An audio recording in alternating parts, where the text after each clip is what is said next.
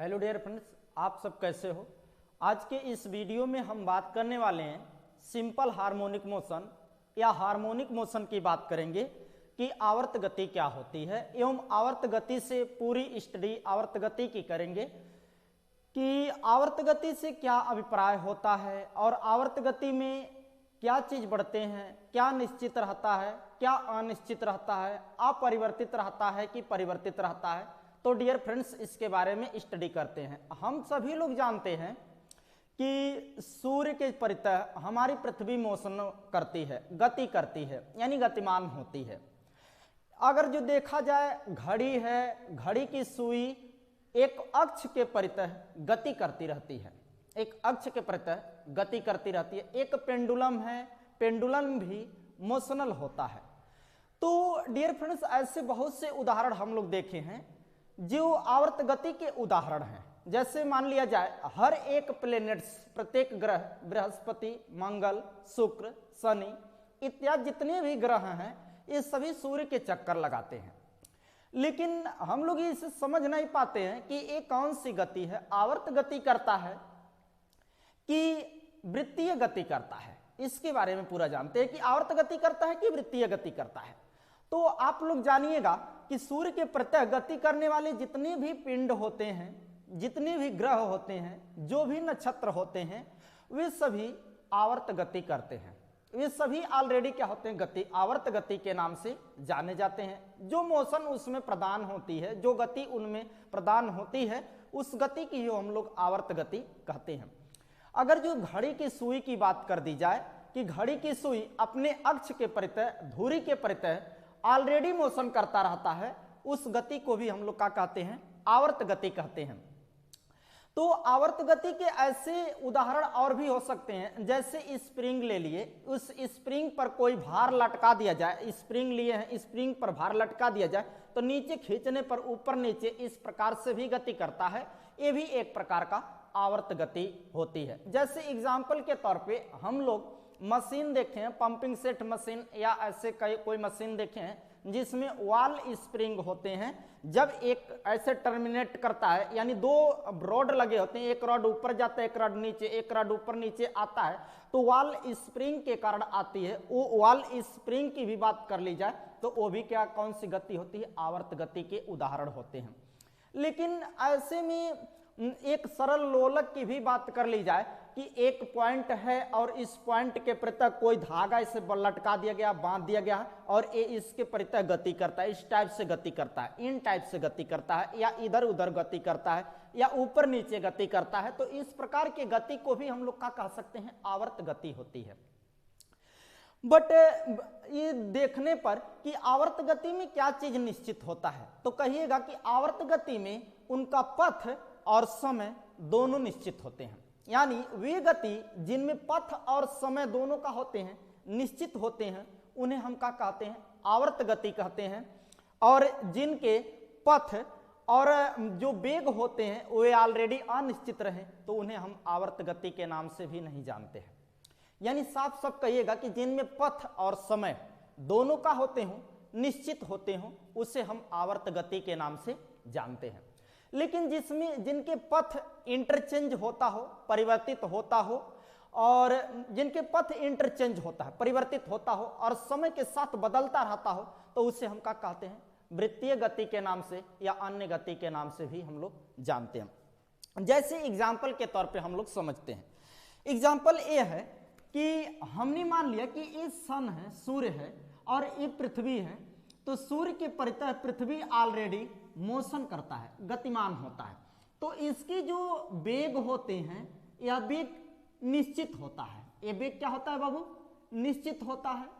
और इसकी जो दूरी होती है, सूर्य और पृथ्वी के बीच की जो दूरी होती है, वो भी क्या होते हैं, निश्चित होते हैं, निश्चित होते हैं। और इनका जो समय होता है, एक चक्कर लगाने में जो समय होता है, ये तीनों का होते हैं, निश्चित होते हैं। अब घड़ी की भी बात कर लें, मान लेते हैं सपोज दैट ये घड़ी है और ये घड़ी की सुई है, ये घड़ी के हमारे सुई है। तो घड़ी का सुई अगर जो गति करता है, इस टाइप से गति करता है, तो इसका जो समय होता है वो 60 सेकंड होती है, यानी घड़ी के सेकंड की सुई 60 सेकंड होती है। ये भी क्या होते हैं, निश्चित होते हैं, समय इसमें 60 सेकंड निश्चित होता है। और इनकी जो दूरी होती है वो भी निश्चित होती है, इनका जो वेग होता है वो भी निश्चित होता है। यानी साधारण तौर पे हम कह सकते हैं कि जिनके वेग, समय, दूरी निश्चित होते हों और वो सर्कुलर मोशन कर रहा हो, एक पथ पर गति कर रहा हो, तो उस गति को हम क्या कह सकते हैं, आवर्त गति कहते हैं। आवर्त गति समतल में भी हो सकता है और वायु अथवा निर्वात में भी हो सकता है। यानी कह सकते हैं कि जो हमारा हार्मोनिक मोशन है ये समतल में भी, किसी समतल में भी गति कर सकता है, किसी समतल में भी गति कर सकता है, और कि वायु अथवा निर्वात में, वायुमंडल में भी गति कर सकता है। जैसे उदाहरण के तौर पे सूर्य का चक्कर लगाता है पृथ्वी, सूर्य का चक्कर जब पृथ्वी लगाता है तो इसमें हम साधारण तौर पे कह सकते हैं कि पृथ्वी की जो गति है वो आवर्त गति के नाम से जानी जाएगी। तो डियर फ्रेंड्स, जब हम आवर्त गति के वेग में अगर जो वृद्धि कर देते हैं, अगर जो सपोज दैट आवर्त गति के वेग में हम वृद्धि कर देते हैं,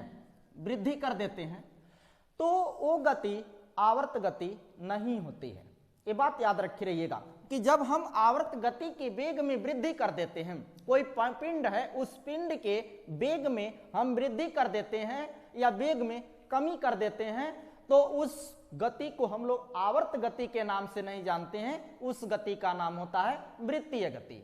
बात आप समझते हैं। जैसे एग्जाम्पल के तौर पे मैंने पृथ्वी का नाम लिया है। पृथ्वी की अगर जो स्पीड हम जानते हैं कि 30 km प्रति सेकंड है, 30 km प्रति सेकंड है, इस स्पीड को हम बढ़ा करके अगर जो 40 km प्रति सेकंड कर दें, 40 km प्रति सेकंड कर दें, तो इसकी वेलोसिटी बढ़ गई। जब वेलोसिटी बढ़ेगा तो इसकी एनर्जी भी क्या होगी, बढ़ेगी, और समय क्या हो जाएगा, समय क्या हो जाएगा बाबू, कम हो जाएगा। यानी 365 दिन में एक चक्कर लगाती है, तो अब हो सकता है कम ही दिन में एक चक्कर लगाए, तो इसलिए इसका समय क्या हो जाएगा, अनिश्चित हो जाएगा, यानी ये निश्चित नहीं होगी। अब अगर जो कम कर देते हैं, 40 से 35 कर देते हैं या 30 से 20 कर देते हैं, तो इनमें समय क्या होते हैं, परिवर्तित होते हैं, वेलोसिटी भी इंटरचेंज होती है, और ऑलरेडी इनके जो एक्सीलरेशन होते हैं वे भी चेंज होते रहते हैं। तो इससे गति को हम लोग क्या कहते हैं, आवर्त गति नहीं, आवर्त गति के उदाहरण से दूसरा का गति जो होता है वृत्तीय गति के नाम से जानते हैं, जिसे हमें वृत्तीय गति अगले चैप्टर में हमें पढ़ने हैं, यानी अगले बारे में हम पढ़ाएं, इसके बारे में हम अगले टॉपिक में पढ़ाएंगे। तो बात याद रखिएगा कि जिनके समय, वेग और उसके साथ साथ उनकी दूरी निश्चित हो, उस प्रकार के गति को हम लोग आवर्त गति के नाम से जानेंगे। अब एक उदाहरण हम लोग और भी समझते हैं कि जब हमारी आवर्त गति में वेग, समय और दूरी निश्चित होता है, यानी वेग निश्चित होता है, वेग यूनिफॉर्म होता है, ऐसे कह सकते हैं यूनिफॉर्म होता है, कांस्टेंट वेलोसिटी होती है, तो उसका जो एक्सीलरेशन होता है वो 0 होते हैं। यानी आवर्त गति में अगर जो यूनिफॉर्म वेलोसिटी आकी जाती है या मानी गई है, तो इसमें जो एक्सीलरेशन होते हैं वे ऑलरेडी क्या होते हैं, कांस्टेंट होते हैं, यानी नियतांक होते हैं। जो हमारा त्वरण होती है, त्वरण की वैल्यू क्या होती है, 0 होती है। यानी कह सकते हैं कि हमारी वेग निश्चित होने पर त्वरण की वैल्यू आवर्त गति में क्या होती है, 0 होती है। अगर दूसरा चीज, इनका जो जब हम वेग बढ़ा देते हैं, वेग बढ़ाते हैं, किसी पिंड के वेग में वृद्धि करते हैं, तो उसके त्वरण में भी क्या होती है, वृद्धि होती है। यानी आवर्त गति करते हुए पिंड के वेग में अगर जो हम वृद्धि करते हैं तो उसके त्वरण में भी क्या होती है, वृद्धि होती है। लेकिन वेग में जब वृद्धि करते हैं तो समय में हमारी क्या होती है, कमी होती है। इस बात को याद रखे रहिएगा, आवर्त गति में वेग में वृद्धि करने पर समय में कमी होती है, वेग में वृद्धि करने पर त्वरण में वृद्धि होती है। लेकिन साधारण तौर पे ये समझते रहिएगा कि जो आवर्त गति होती है उसका वेग कांस्टेंट होता है, इसलिए उसका एक्सीलरेशन भी क्या होती है, 0 होती है, यानी एक्सीलरेशन ऑलरेडी 0 होती है। अब हम उदाहरण एक और दे सकते हैं कि प्रत्येक दोलन गति, जो हमारा प्रत्येक दोलन गति की बात करते हैं, प्रत्येक दोलन गति आवर्त गति हो सकता है और आवर्त गति वृत्तीय गति हो सकता है। मैंने एक ट्रिक लिखा है, कि प्रत्येक दोलन गति आवर्त गति हो सकता है और प्रत्येक आवर्त गति वृत्तीय गति हो सकती है, बट इसके उल्टा नहीं हो सकता कि वृत्तीय गति कभी आवर्त गति नहीं हो सकती और न ही आवर्त गति कभी दोलन गति हो सकती है। ऐसा कंपेयर मत करिएगा कि प्रत्येक दोलन गति आवर्त गति होती है, लेकिन आवर्त गति भी वृत्तीय गति होती है, लेकिन वृत्तीय गति आवर्त गति नहीं होती और न ही आवर्त गति दोलन गति होती है। अब ऐसा क्यों समझते हैं? क्योंकि मैंने उदाहरण दिया कि वृत्तीय गति में वेग निश्चित नहीं होता है, आवर्त गति में वेग निश्चित होता है। ये बात याद रखे रहिएगा। अब वृत्तीय गति में जब वेग बढ़ाएंगे तो उसका त्वरण भी बढ़ता है, वेग घटाएंगे त्वरण घटेगा, वेग बढ़ाएंगे समय कम होगा और वेग घटाएंगे समय बढ़ेगा। इसलिए वृत्तीय गति के उदाहरण अलग होते हैं। इसमें सब चीज क्या होता है? कांस्टेंट होती है, इनकी दूरी भी कांस्टेंट होती है। दोलन गति में अब हम थोड़ा सा ऐसे समझते हैं कि दोलन गति क्या होती है। पहला चीज मैंने एक चीज समझा कि जो हमारा आवर्त गति है, जैसे हमने मानिए सन है और ये हमारी पृथ्वी है, तो इसके अराउंड अगर जो इसके अकॉर्डिंग चाहे इस टाइप से मोशन करता हो और चाहे इस टाइप से मोशन करता हो, तो इस प्रकार के गति को हम क्या कहते हैं? आवर्त गति कहते हैं। लेकिन इनके बीच की जो रेंज हो, दूरी हो, समय हो, सब निश्चित हो। अब हम समझते हैं दोलन गति। जब हमारी दोलन गति किसी एक पर्टिकुलर पॉइंट से, दृढ़ बिंदु से जब ये इधर उधर मोशन करता है, ऊपर नीचे गति करे, दाएं बाएं, चाहे जिस डायरेक्शन में मोशन करे, उस गति को हम लोग क्या कहते हैं? दोलन गति कहते हैं। अब ध्यान से देखिएगा इस डिफिनीशन को। जैसे हमने बोल दिया पेंडुलम, एक एग्जाम्पल के तौर पे पेंडुलम की जो लंबाई ली जाती है, जैसे हमने मान लिया कि यह हमारा दृढ़ पिंड है और यहां से कोई धागा लटका है और एक कोई लोलक है, तो लोलक यहां से इस टाइप से भी मोशन कर सकता है, यहां से इस टाइप से मोशन कर सकता है, यानी इस डायरेक्शन में इस डायरेक्शन में भी मोशन कर सकता है। जब पेंडुलम एक स्थान से दूसरे स्थान तक और दूसरे स्थान से तीसरे स्थान तक, चौथे स्थान तक आता है, तो एक बार जाएगा, पुनः आएगा, पुनः जाएगा, पुनः आएगा, तो एक कंप्लीट चक्कर लगाएगा, तो एक कंप्लीट चक्कर को हम लोग आवर्त गति बोलेंगे। लेकिन एक बार गया, आया और एक यानी अपनी किसी निश्चित बिंदु से इधर उधर, चाहे आगे पीछे दाएं बाएं गति करता है, तो इस गति को हम लोग दोलन गति कहते हैं।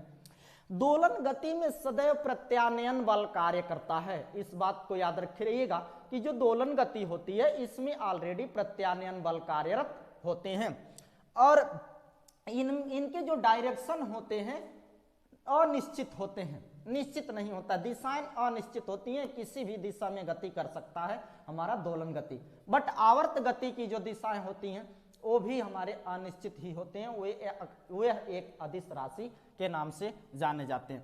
अब हम इनके कुछ डिफिनीशंस को पढ़ते हैं। जैसे सरल आवर्त गति को हम इंग्लिश में SHM के नाम से शॉर्ट फॉर्म में जानते हैं, जिसे सिंपल हार्मोनिक मोशन के नाम से भी जानते हैं। ध्यान से देखिएगा कि जब कोई पिंड एक निश्चित पथ पर अपनी गति को एक निश्चित समय अंतराल में बार बार दोहराता है, जब कोई पिंड एक निश्चित पथ पर अपनी गति को एक निश्चित समय अंतराल में बार बार दोहराता है, तो इस गति को आवर्त गति कहते हैं।